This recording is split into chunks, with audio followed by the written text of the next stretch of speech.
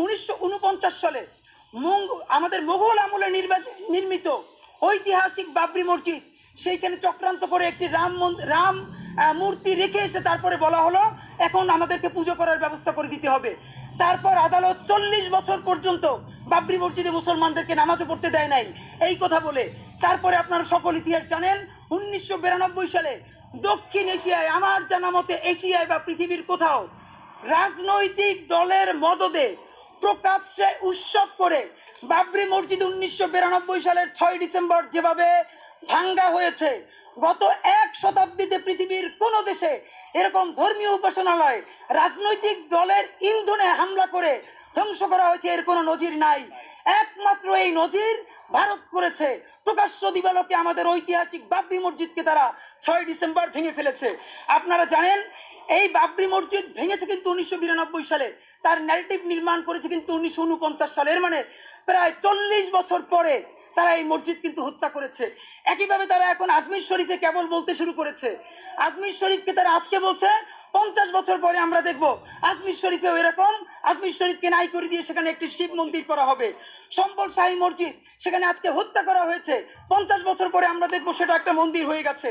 গুজরাট গণহত্যা 2002 সালে, এখন যে মোদি, কসাই মোদি, যে আজকে বিজেপির এবং ভারতের প্রধানমন্ত্রী হয়ে আছে, গত 20 বছরে গুজরাটে যে গণহত্যা হয়েছে, 1000-এর অধিক মানুষ ন্যূনতম, যাদেরকে আগুন দিয়ে পুড়িয়ে হত্যা করা হয়েছে, মুসলমানদের ঘর বাড়ি লুট করা হয়েছে, ধর্ষণ করা হয়েছে।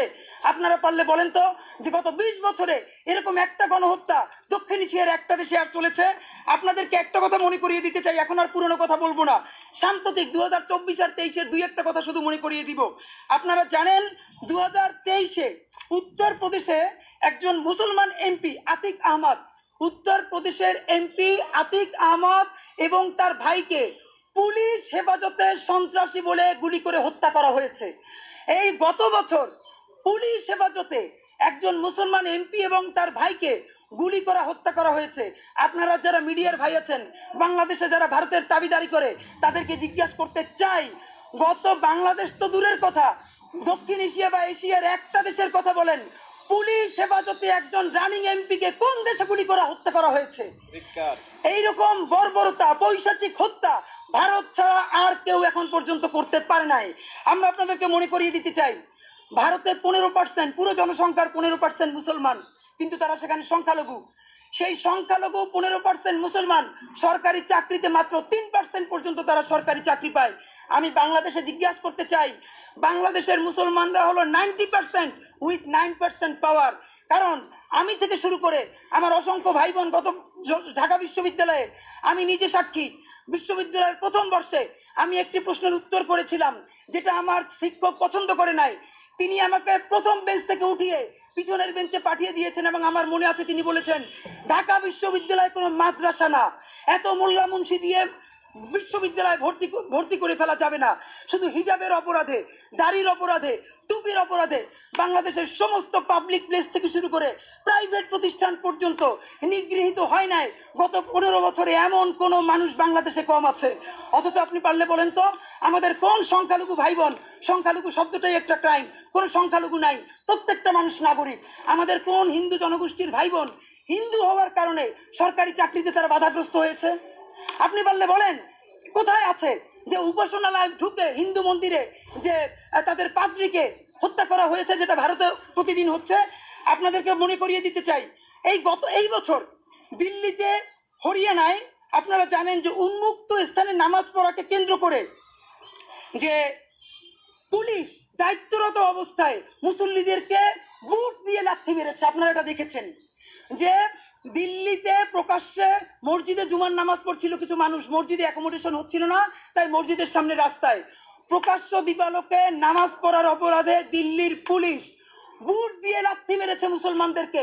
পারলে গত 50 বছরে বাংলাদেশের একটা নজির আপনারা দেখান, কোনো মন্দিরে বাংলাদেশের কোনো পুলিশ প্রকাশ্যে দিবালোকে লাথি মারার তো দূরের কথা, একটা লাঠিচার্জ করেছে? পারলে আপনারা বলেন তো।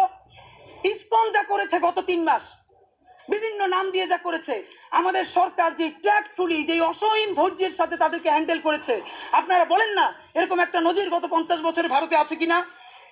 এবার আমি আপনাদেরকে মনে করিয়ে দিতে চাই, এতক্ষণ আমরা সংখ্যালঘু হিসেবে মুসলমানদের কথা বলছিলাম। ভারত দ্বিতীয় কার্ডটা খেলে বাংলাদেশের আদিবাসী এবং চট্টগ্রামদেরকে নিয়ে। আমি আপনাদেরকে সংক্ষেপে ভারত কিভাবে মুসলমান ছাড়াও তার অন্যান্য আদিবাসীদের উপরে হামলা করে তার দুই একটা নজির মনে করিয়ে দিতে চাই। দেখুন, 1984 সালে পাঞ্জাবের স্বর্ণ মন্দিরে হামলা করে যে শিখ গণহত্যা চালানো হয়েছিল, কমপক্ষে 3000 থেকে শুরু করে বিভিন্ন অসমর্থিত মিডিয়া বলেছে 17,000 পর্যন্ত শিখ হত্যা করা হয়েছে। 1984 সালে পাঞ্জাবের স্বর্ণ মন্দিরে গণহত্যা চালিয়ে হাজার হাজার শিখ হত্যা করেছে কারা? এই ভারত। এবং আপনারা জানেন, আমাদের ঢাকা বিশ্ববিদ্যালয়ে যে গুরুদুয়ারা নানকশাহী এখানে আছে, আমরা ইনকিলাব মঞ্চ চিন্তা করছি আমরা সেই মন্দিরে তাদের কাছে আমরা সমবেদনা জানাতে যাব, আমাদের বাংলাদেশের আপমর ধর্মপ্রাণ মুসলমান এবং হিন্দু সমস্ত ধর্মপ্রাণ মানুষদেরকে নিয়ে। আপনাদেরকে মনে করিয়ে দিতে চাই, 1993 সালে মণিপুরে পাঙ্গাল হত্যাকাণ্ড করেছে এই ভারত। পাঙ্গাল অত্যন্ত ছোট্ট একটা নৃগোষ্ঠী ভারতের। এক গণহত্যায় 130 জনের অধিককে তারা হত্যা করেছে।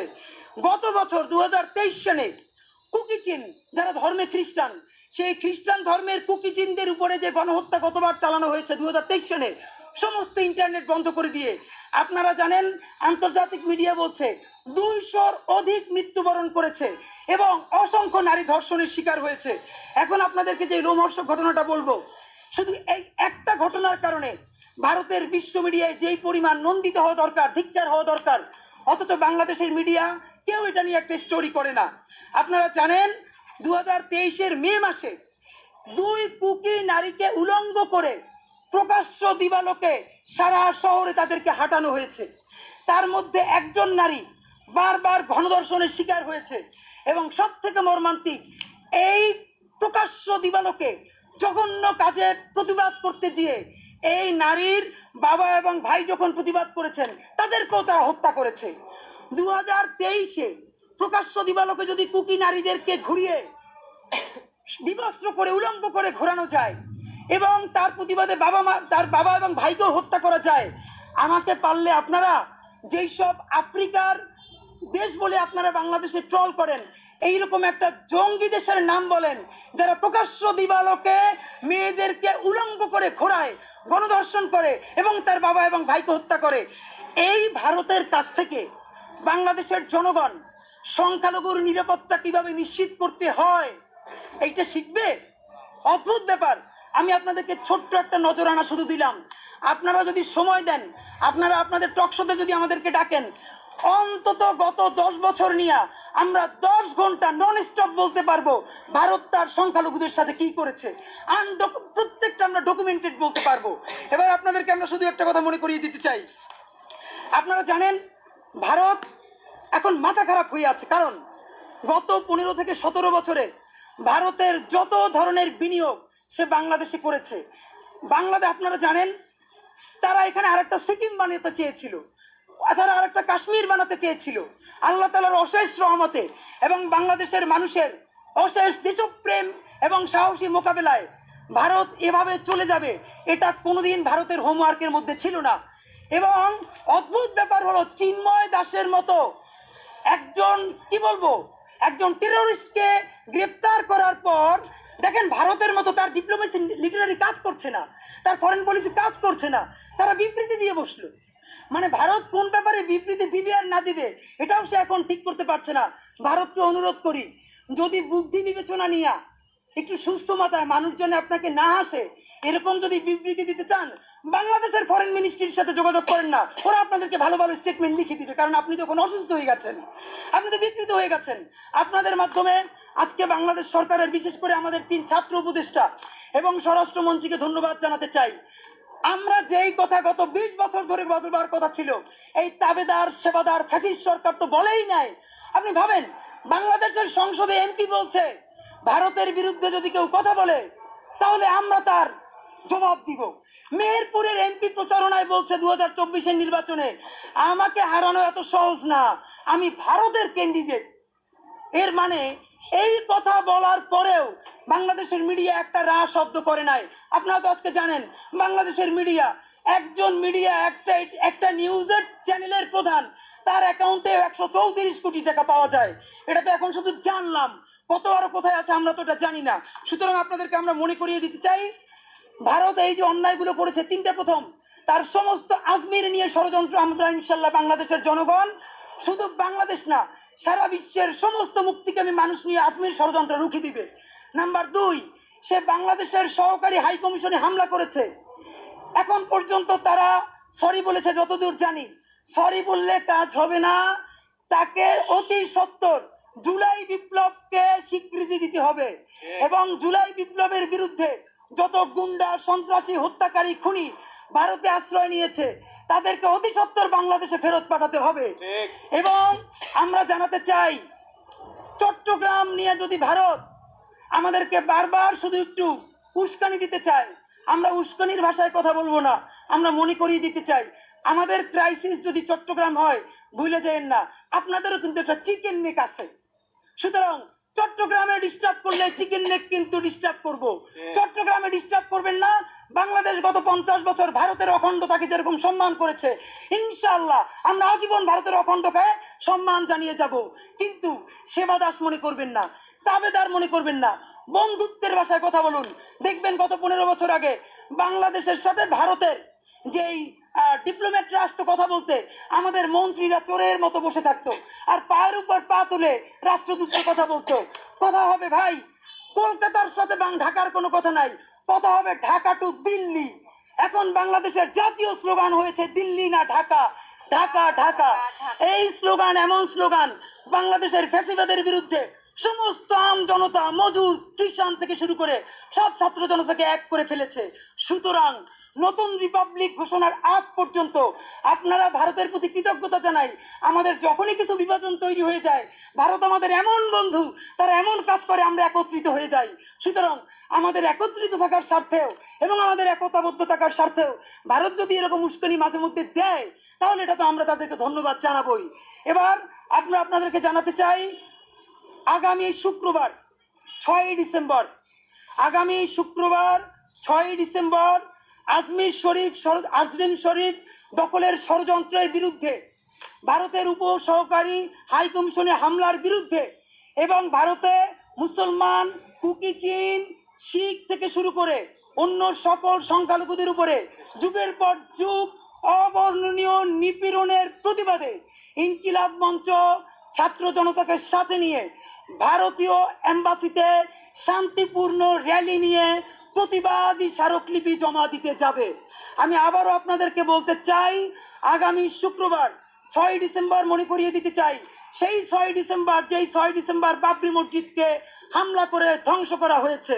সুতরাং বাবরি মসজিদ ধ্বংসের দিনে আগামী 6 ডিসেম্বর শুক্রবার বিকেল 3:30টায় গুলশান 2 সার্কেলে আমরা সমবেত হব এবং সেখান থেকে শান্তিপূর্ণ র্যালি নিয়ে, আমরা প্রতিবাদী র্যালি নিয়ে স্মারকলিপি জমা দিতে যাব ইন্ডিয়ান এম্বাসির কাছে। এইখানে যদি কোনো এজেন্সি উস্কে দেওয়ার জন্য, আমরা বলতে চাই, কোনো মারামারি, পিটাপিটি, হামলার দায় ইনকিলাব মঞ্চ ছাত্র জনতা নেবে না। কারণ আমরা আমাদের প্রত্যেক ভাই বোনদেরকে চিনি, আমরা শান্তিপূর্ণ র্যালি নিয়ে যাব। যদি কোনো এজেন্সির কোনো লোক এইখানে যদি কোনো স্যাবোটেজ করার চেষ্টা করে, আমরা ধরে পুলিশের হাতে তুলে দেব ইনশাআল্লাহ। সুতরাং আমরা বাংলাদেশের ছাত্র জনতাকে জানাতে চাই, যারা ঢাকায় আছেন, আগামী শুক্রবার 6 ডিসেম্বর 3:30টায় আপনারা গুলশান 2 সার্কেলে থাকবেন। সেখান থেকে আমরা র্যালি নিয়ে ইন্ডিয়ান এম্বাসি অভিমুখে প্রতিবাদী স্মারকলিপি দিব।